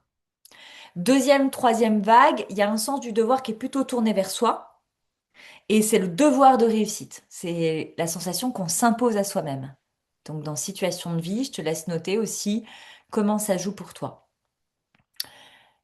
La parentalité. Là, on a clairement un item sur la parentalité où je pourrais faire, mais 4 jours, 5 jours, une thèse, une antithèse, une synthèse, un mémoire, un doctorat, un ce que tu veux. Mais ce que j'observe le plus, c'est une charge mentale qui est invisible et qui n'a rien à voir avec la charge mentale connue d'une maman. C'est qu'il y a dessous un devoir de responsabilité, la conscience de vouloir aider son enfant, mais en même temps de pas savoir s'aider soi-même, une grande culpabilité par rapport à ça, la difficulté à poser des limites sans se durcir. C'est je veux poser mes limites, mais en étant souple et acceptable. J'arrive pas à poser différemment de ce que moi je reconnais. J'essaie de faire différemment, mais j'arrive pas à le justifier, à l'expliquer au regard des autres. La responsabilité émotionnelle est souvent excessive. De, pour créer le contexte favorable à son enfant, devoir prendre des décisions qui sont jugées par l'extérieur, incomprises par l'extérieur, et d'être celle qui tient la solidité. Vous voyez, toute la charge mentale invisible d'une vraie femme neurodivergente face à des enfants neurodivergents pour qui elle veut, mais alors la vie de fourmi dès le départ, sans la contrainte. Et c'est assez difficile de le proposer quand on le maîtrise pas soi-même. Donc il y a vraiment une peur aussi d'impacter ses enfants en se choisissant pleinement. Donc, en étant une maman différente de ce qu'ils ont connu jusque-là, des ouais, mais si je fais ça, ben, mes enfants, comment ils vont suivre, comment ils vont comprendre? Mesdames, vos enfants, ils ont compris avant vous. Ils ont juste souvent besoin que vous présentiez le ah, ok, je peux m'autoriser à le faire ce que j'ai toujours compris de moi parce que maman me montre qu'elle le fait aussi. Donc, le nœud sur la parentalité, en général, c'est un item avec lequel les femmes concernées c'est hyper souffrant en profondeur, c'est hyper douloureux, il y a des injustices qui sont incroyables, il y a un sentiment d'impuissance, vraiment, et pour autant, ce sont des mères d'une qualité d'amour extrêmement incroyable, d'une présence, d'une écoute, de tout, mais ça coûte aussi énormément. On retrouve la même chose sur la relation au couple. Donc, certaines sont dans un surajustement constant, là où c'est plus subtil et c'est souvent moins cité, mais il y a une intimité mentale qui est absente. Et ça, des femmes qui ont besoin de la solitude, qui ont besoin de s'écouter, soit elles ont une quête d'une intimité mentale, soit elles ont besoin d'être en capacité de rencontrer la solitude partagée à deux. Donc il y a souvent des peurs de déstabiliser l'équilibre existant, la peur d'être seule aussi, Le jugement des autres par rapport à sa solitude, la peur de rencontrer sa solitude, parce qu'il y a beaucoup de femmes aujourd'hui qui ont à l'intérieur le désir de quitter. Et moi, ce que j'aime, c'est à la fois soit accompagner des divorces, mais d'une façon incroyablement propre et honnête et juste et profonde et aimante, surtout pour les deux parties, ou voir des couples se remarier alors qu'ils étaient prêts à se quitter. Et vraiment, il n'y a pas de bonne ou de mauvaise façon, il y a ce qui va être juste pour toi. Mais dans la peur d'être seul, c'est ça. C'est soit la peur du jugement des autres, soit la peur de rencontrer sa solitude. Il y a une malaisance aujourd'hui pour les femmes de ma génération à assumer la qualité de leur solitude, à assumer le célibat, assumer une période de transition et un inconfort dans la posture juste en fait pour nous au détriment de l'autre. La capacité à se choisir ce qui est bon pour nous et de savoir que la relation tiendra dans le temps à condition que nous, on soit vraiment dans cette posture alignée. Je vous invite à voir de 0 à 10 comment ça joue pour vous. Ensuite, le travail et le rôle professionnel. On retrouve beaucoup de profils, que ce soit dans le salariat de haute direction ou dans la capacité à entreprendre, ou deuxième et troisième vague, des femmes qui portent plus que leur fonction. Ça, c'est facile, on n'apprend rien là-dessus. Mais il est question de mettre de l'allègement dans ce qu'on porte, en mettant du sens à ce qu'on porte et de venir choisir ce qu'on porte et pourquoi on le porte. Donc, il y a aussi chez ces femmes la façon d'être le pilier sans relais mental réel. Ça, on l'a déjà abordé. Ce qu'on aborde moins souvent, c'est l'hyper-responsabilité décisionnelle. Les femmes qui marchent devant, les femmes qui tiennent un empire, les femmes qui occupent un poste de management avec énormément de collaborateurs, les femmes qui ont des enfants. Il y a une hyper responsabilité décisionnelle, c'est-à-dire que la décision, elle vient engager tellement plus qu'elle. Et on rencontre énormément d'usure qui est plus liée, deuxième, troisième vague, au fait de tenir en continu plutôt qu'au fait de prendre sa place. Ces femmes ont déjà pris leur place, mais ça use de tenir en continu. C'est là où la reprogrammation mentale va venir jouer. Le rapport au temps.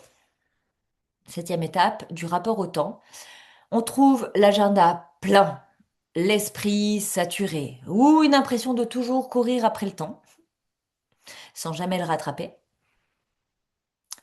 Et l'inverse est vrai aussi, un agenda vide, mais quand même un esprit saturé. L'impression d'avoir du temps et la culpabilité de ne rien en faire. On trouve la difficulté à ralentir sans perdre en impact et la difficulté à accélérer pour avoir de l'impact. Donc, soit la difficulté à ralentir parce que là, hop, hop, hop, stop burn-out, première, deuxième vague, soit la difficulté à accélérer de nouveau parce que la programmation interne se souvient que quand on avait accéléré, on s'était cramé. Sauf qu'à un moment donné, jouer en sous-régime quand on a de la clarté sur la vision, bah, c'est pas cohérent non plus. Donc vous voyez encore, je peux aborder tous les sujets, mais le temps, il est vécu soit comme une pression, soit comme un espace de flottement, un no man's land incroyable. La relation aux autres. Là, globalement, je vais y aller rapidement. La relation aux autres, quand en fait, toutes les conversations sont superficielles. Quand tout est en surface, et que même si on rencontre, comme je disais tout à l'heure, des discussions en profondeur, bah, il y a vraiment la dynamique. Ok, c'est chouette, ça fait du bien, mais ça m'aide pas. Donc, il y a toujours cette sensation, cette impression d'être en avance ou à part. Et donc, un besoin de profondeur vraiment intense qui est rarement nourri. Avant-dernier item, le rapport à soi. Le dialogue intérieur qui est hyper exigeant. La lucidité sans espace de dépôt. Et donc, tout s'accumule comme un millefeuille à l'intérieur, que ce soit l'oxygène qui vient à manquer ou la saturation du cerveau qui fume. Il y a un doute qui est discret, parce qu'en vrai, tu sais, mais il y a un doute qui est vraiment discret et qui est constant. Et l'impression de toujours devoir s'auto-réguler. Respiration, mouvement du corps, les bains froids, les douches froides, les marches en nature, la connexion au vivant, tout ce qu'on a appris première vague, on a tendance entre deuxième et troisième à venir rejouer ça, dire ok, je vais reprendre ce que je faisais avant. Il y a du bon sens, mais ça va dans le rapport à soi. Là, on vient toucher le rapport à ce qui se passe à l'intérieur. Vraiment la programmation mentale, on vient jouer dans un autre niveau. Et enfin, l'engagement à sa vie. Les profils où on attend que ça passe, on attend que ça s'allège, et ça, on le retrouve à tous les niveaux. Assumer ou pas, conscientiser ou pas. Deuxième, troisième vague, on en a conscience, mais voilà, on respire. On attend que ça passe en ayant la conscience qu'il va falloir changer quelque chose pour que quelque chose change, mais on voit pas clair devant et on voit pas clair à l'intérieur. Donc on a la vision, mais on ne sait pas comment se comporter dans cette trajectoire.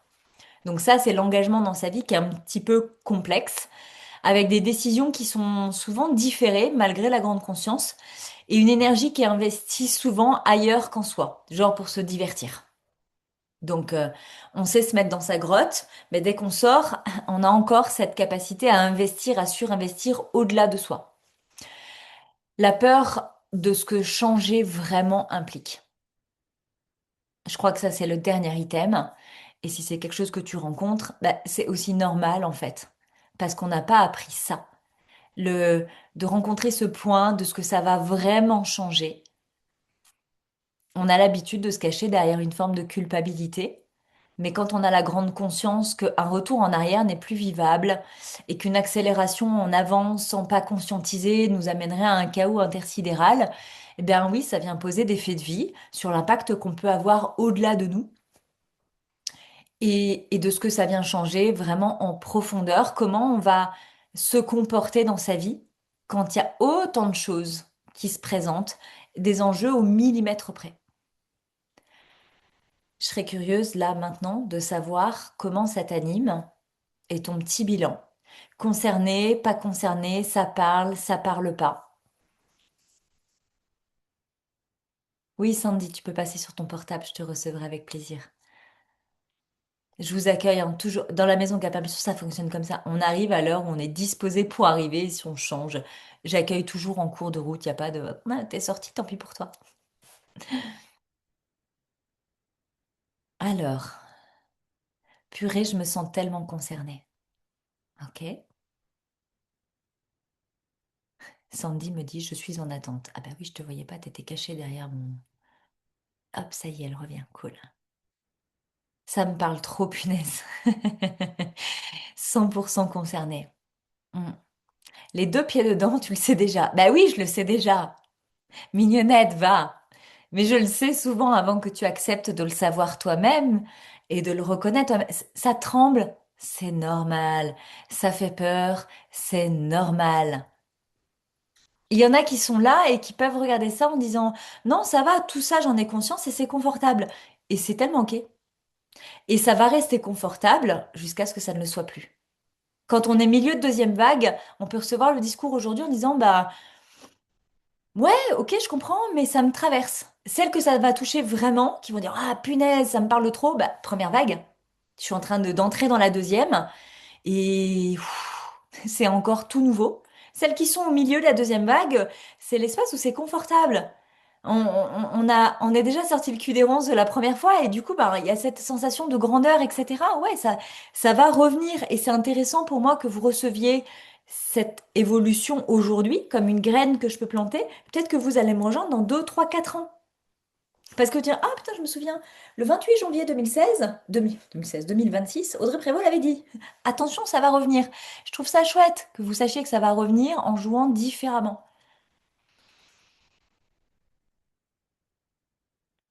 Le dernier jeu. Il va être question de se reconnaître pour se choisir. En gros, est-ce que je prends ma responsabilité là? Donc, je vais vous le livrer. On a 10 points. Vous allez noter un point à chaque fois que vous êtes concerné. Je reprends la même chose, un poil différemment. Oui, parce que je connais vos cerveaux. Il y a des versions où... Ah! Et là, la première version, il fallait s'évaluer. Il y a déjà qui sont pas chiffres, qui préfèrent les lettres, donc ça fout un peu le bordel. Donc on va rejouer à ça, mais on va repréciser. Donc là, je fais une lecture brute. Je vais annoncer point 1, je dis le titre, je lis un texte. À la fin, quand je passe au point 2, t'es concerné, tu te mets un point pour le premier. Et sur 10, on fera le bilan. Être celle qui comprend avant les autres. Point 1, pardon. Point 1. Être celle qui comprend avant les autres. Attendez, il y a un micro qui est ouvert. Je vais habilement voir qui a le micro ouvert. Là. Hop, je coupe le son de façon à ce qu'on puisse être tranquille. Ok, je reprends. 1. Être celle qui comprend avant les autres. Tu captes avant que ce soit formulé. Tu anticipes les tensions, les dérives, les incohérences. Alors tu ajustes, tu rattrapes, tu simplifies. À force, ton esprit sert de béquille collective. Tu portes la vision et les angles morts des autres. La fatigue vient de là. Penser pour plusieurs cerveaux à la fois. Tu mets un point si t'es concerné. 2. Traduire ton intelligence pour rester accessible. Tu parles simple alors que ta pensée est complexe. Tu coupes, tu files, tu arrondis pour être comprise. Cette traduction permanente t'enferme dans une version appauvrie de toi. Ce n'est pas le manque de reconnaissance qui étouffe, c'est la réduction constante de ta pensée. 3. Décider seul, même entouré. Tout le monde donne son avis. Mais au moment de trancher, c'est toi. C'est toujours toi. Parce que tu vois les conséquences à long terme, parce que tu sais. L'absence d'alter ego mental crée une solitude stratégique. Personne ne porte la décision avant toi, même quand elle concerne tout le monde. 4. Tenir émotionnellement l'écosystème. Famille, équipe, couple, enfant. Tu perçois les non-dits, les tensions, les fragilités. Alors tu ajustes ton énergie pour maintenir l'équilibre. Cette régulation invisible épuise plus que l'action. Ton système nerveux travaille sans pause. 5.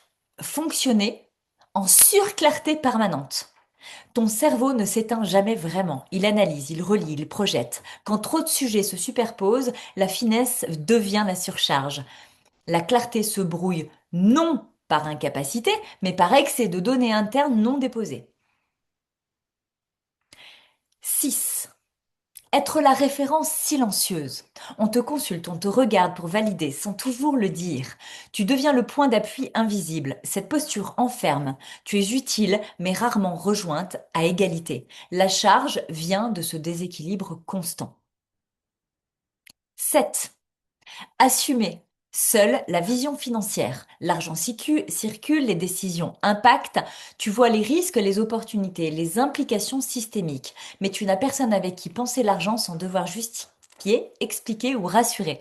La solitude financière est une fatigue mentale majeure. 8. Être forte, sans espace de décharge. On te croit solide. Alors, on ne te demande pas comment tu tiens. Tu encaisses, tu traverses, tu continues, sans lieu où déposer la complexité intérieure. La solidité intérieure s'érode quand elle n'a jamais été rencontrée. 9. Gérer plusieurs rôles sans changer. Pardon, je fais une pause. 9. Gérer plusieurs rôles sans changer de vitesse. Leader, mère, partenaire, amie, décideuse, tu passes de l'un à l'autre sans transition. Ton système reste en haute fréquence constante.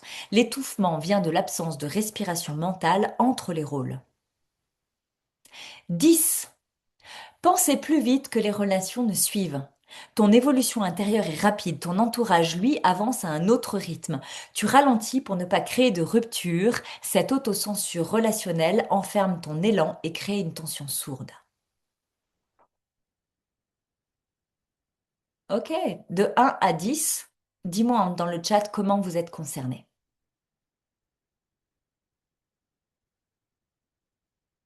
8, ok. En attendant que vous me posiez vos résultats, je vais vous traduire ce qui vient de se jouer. J'ai dit exactement la même chose. Dans le premier exercice et dans le deuxième. La façon de le concevoir dans le premier, là où ça vous a plus parlé, où vous avez préféré le rythme du partage, peut-être, où vous vous sentiez plus proche des sujets, est vraiment la transition dans le niveau 2, la deuxième vague. La maison Cap Impulsion. Celles qui ont préféré la deuxième façon de le faire, plus rapide, plus précis, plus global et en même temps détaillé, plus directes, sont plus équipées pour la suite privée. Ce sont des profils de femmes qui ont besoin de naviguer seules, qui ont besoin de faire taire l'extérieur, mais qui ont besoin d'un espace de ping-pong. Ping-pong, ping-pong. J'envoie, ça répond, j'envoie, ça répond. J'ai pas trouvé de meilleure façon en vous le faisant vivre qu'en vous le faisant vivre pour l'illustrer. Parce que je peux l'expliquer avec des mots. Mais la femme qui joue deuxième vague ou qui entre dans la troisième, c'est pas la même fréquence. Et la fréquence, celle qui joue troisième vague, vous savez, quand on se branche, elle est là. On l'explique pas, on la justifie pas, on se dit pas comment parler, on se dit pas bonjour, on se dit pas au revoir, on se dit pas coucou, comment ça va. Il y a un rythme qui est beaucoup plus soutenu, mais qui est tellement jouissif à ce niveau-là. Et là, en cet exercice, bah, vous comprenez mieux pourquoi toutes celles qui me rencontrent parce que ça fait sens, mais qui jouent première vague, je préfère les mettre confortablement installées dans les espaces de mes clientes, celles que j'accompagne qui sont dans la deuxième vague. Elles sont beaucoup plus appropriées pour accompagner les premières vagues. Et souvenez-vous de l'histoire de la fourmilière. Là, aujourd'hui, je vous parle de troisième vague, mais je me souviens très bien quand j'ai rencontré la deuxième, je disais à mes clientes, et après, ça va tellement mieux, et je crois que ça y est, j'ai enfin touché le bout. Putain, la troisième vague est arrivée, je dis, ah merde, il y en a encore une. Aujourd'hui, j'ai la grande conscience de vous dire, il y en aura peut-être une quatrième, une dixième, j'en sais rien. Mais mon job dans la continuité, c'est de créer comme ça ces espèces d'endroits où les vagues trouvent un écho, quoi qu'il se passe, peu importe qui rencontre l'écosystème. Ce que je vais vous demander là, pour celles qui sont en live, mais aussi pour celles qui vont écouter cette nuit en replay et en x2, parce que je parle vite, pour garder l'intérêt de vos petits cerveaux TDAH. Mais il y en a qui m'écoutent en x2 parce que ça va pas assez vite encore. J'écoute tout en x2. Même quand vous me déposez un vocal, je vous écoute en x2. Quand j'ai besoin de ressentir la fréquence, je vous écoute en x1. Hop, celui-là, je capte l'énergie du début, hop, et après j'accélère. Donc, il y a ces rythmes-là. Ce que je vais vous demander, c'est de prendre le temps de prendre 5 minutes pour quelque chose qui va rester très confidentiel entre vous et moi. Je n'en ferai rien, je ne ferai pas de témoignages sur les réseaux sociaux. Non, dans la fourmilière, on est bien. De vous à moi, quand je vais vous envoyer le mail de replay, venez me poser un mot, une ligne, un roman, ce que vous voulez, du bilan que vous faites là, au cœur du point zéro. Votre point zéro à vous, ça ressemble à quoi? Qu'est-ce que c'est en train de dire de vous tout ce qui se joue depuis 3 jours? Ou depuis 3 sessions pour celles qui sont en replay. Qu'est-ce que vous êtes venu pour point zéro, vous êtes venu parce que j'en ai parlé, vous êtes venu parce que vous m'avez rencontré quelque part et que ça a animé votre curiosité. Vous êtes venu parce que vous avez des questions, parce que vous ressentez que oui, il y a un changement qui se passe. Vous êtes venu parce que vous cherchez quelque chose. Je voudrais que vous preniez le temps déjà au bout du troisième jour ou de la troisième séquence de vous demander, ok, je suis venu à point zéro, pourquoi? Et en fait, qu'est-ce que j'ai rencontré? Je voudrais que vous preniez le temps de venir me déposer votre vérité. Elle sera reçue, elle sera embrassée, elle sera accueillie, absolument pas jugée, pas critiquée. Chacun son niveau de conscience, chacun son niveau dans sa vie, chacun son niveau d'intelligence, chacun les outils à sa disposition. Et pourquoi je vous propose de me l'envoyer? Parce que si c'est vous avec vous-même, ça ne vous engage en rien. Une fois que vous me l'avez envoyé, ça veut dire que vous avez mis beaucoup d'attention à ce que vous avez écrit. Parce que vous savez que ça va être lu. Et ce travail-là, n'a rien à voir avec ce qu'on peut faire sur son petit carnet à journaliser. Je ne vous l'impose pas, je vous le propose. Je serai très heureuse de recevoir votre état jour 3.0. Voilà ce qui se joue pour moi. Et sur ce, je vais vous laisser une formidable après-midi devant vous. Il n'y aura pas de temps d'échange aujourd'hui. Nous avons pris largement le temps de visiter ces espaces. Donc je vous remercie pour la qualité de votre présence, de votre attention. Je vous remercie d'être là. Je vous attends vraiment vivement demain pour finaliser ces étapes, pour faire vraiment une lecture, une synthèse, le bilan complet, pour qu'on aille à l'installation de ce qui se joue pour vous. C'est pourquoi aussi le travail par mail que je vous propose là est vraiment important. Et pour celles qui regarderont en replay cette nuit, sentez-vous libre de m'envoyer vos retours au moment où vous connectez, et celles qui écouteront peut-être dans 5 ans, eh bien sentez-vous libre de m'envoyer vos messages au moment où vous connectez à ça. Je vous aime incroyablement, petite fourmi magnifique.